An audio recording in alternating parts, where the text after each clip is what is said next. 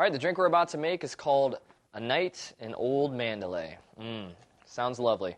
Let's start off with our ice in the glass, and we're going to do a shot of light rum. There we go. And follow that up with a shot of an añejo rum. There we go. And we're going to do about an ounce of orange juice.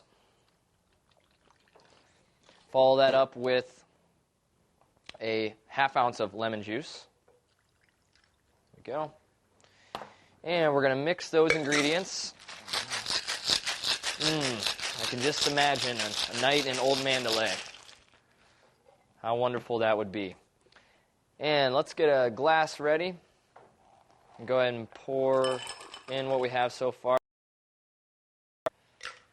And we're going to top it off with some ginger ale.